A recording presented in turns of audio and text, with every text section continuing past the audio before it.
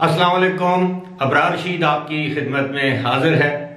और गुज़श्ता 3-4 दिनों से मेल्स मैंने अपनी नहीं खोली, यानी मेल बॉक्स नहीं खोला, और इस दौरान काफ़ी ज़्यादा मुझे ईमेल्स आई हुई थी, और जिनमें बहुत से लोगों ने ख़ास तौर पर बहरीन और ओमान से लोगों ने एक किस्म का शिकवा किया है, शिकायत की है कि मैं बहरीन, ओमान और कतर के हवाले से इतनी ज़्यादा ख़बरें शेयर नहीं करता।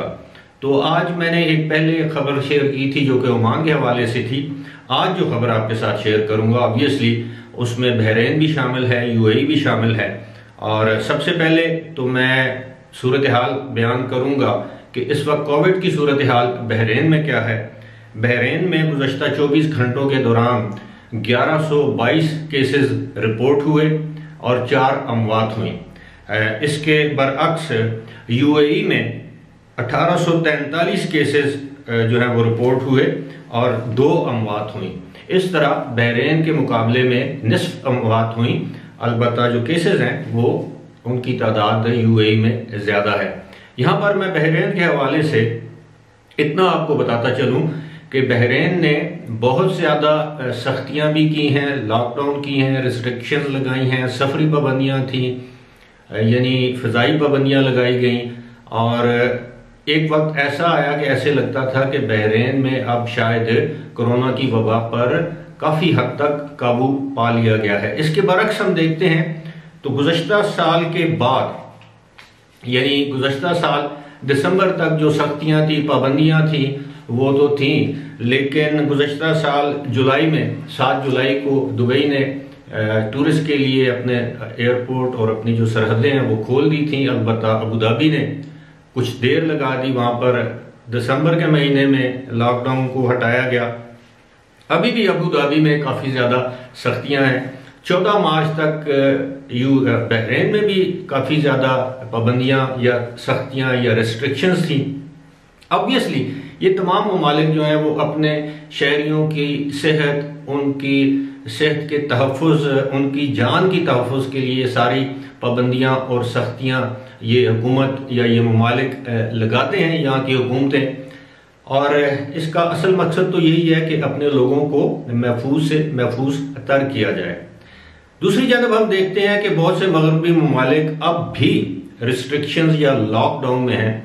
और आज की खबर ये है कि बरतानिया में एक ऐसा कोविड का वेरिएंट या कोविड की एक ऐसी किस्म पाई गई जिसके बारे में ये कहा गया है या कहा जाता है कि वो बेसिकली इंडिया से वो जो किस्म जो है वो वहाँ पर आई बरतानिया में।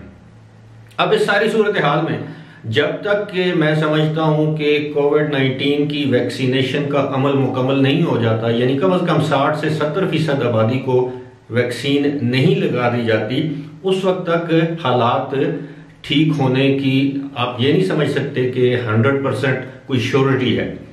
इसी तरह अगर हम पाकिस्तान को देखें तो पाकिस्तान में भी कोरोना वायरस की जो तीसरी लहर है वो अपने पूरी शिद्दत के साथ जो है वो जारी है। पाकिस्तान में अमली तौर पर इस वक्त भी तकरीबन तमाम छोटे बड़े शहरों में सख्तियाँ हैं, मार्केट्स को जल्द बंद कर दिया जाता है। और गुज़श्ता 24 घंटों के दौरान भी पाकिस्तान में 118 अफराद कोविड-19 की वजह से जो है वो मौत के मुंह में चले गए। और अब तकरीबन 16,000 के करीब 15,900 कुछ अफराद हैं अब तक जो कोरोना वायरस की वजह से मौत के मुंह में चले गए। इसके बावजूद हम देखते हैं कि रमज़ान के महीने में जो मार्केट्स है वहाँ पर लोग समाजी फासलों का ख्याल नहीं रखते, आपस में मेल जोल रखते हैं। इफ्तार पार्टियाँ उसी तरह हो रही हैं घरों में, जबकि यूएई और बहरीन में इस तरह की इफ्तार पार्टियों की इजाज़त नहीं है। वहाँ पर भारी जुर्माने किए जाते हैं अगर किसी भी जगह 10 अफराद से ज़्यादा अफराद किसी घर में मौजूद हैं, यानी वहाँ पर इफ्तार पार्टी की जा रही है या सहूर जिसे कहते हैं उसका एहतमाम किया जा रहा है, अब लोग ज़्यादा तादाद में मौजूद हैं, तो वहाँ पर भारी मिकदार में जुर्माने किए जा रहे हैं।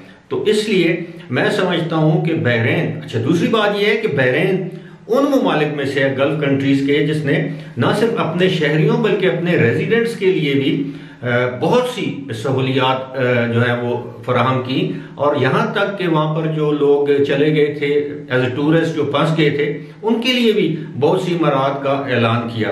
उम्मीद है ये सिलसिला इसी तरह जारी रहेगा, लेकिन इसके साथ सबसे ज़्यादा उम्मीद ये है कि अल्लाह से दुआ है कि रमज़ान के इस मुबारक महीने में अल्लाह ताला इस वबा को जो है वो ख़त्म करे, अल्लाह ताला हमारी जान छुड़ाए इस वबा से।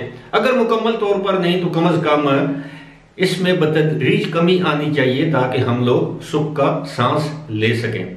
फिलहाल इसी के साथ मुझे दीजिए इजाज़त। खुदा हाफ़िज़।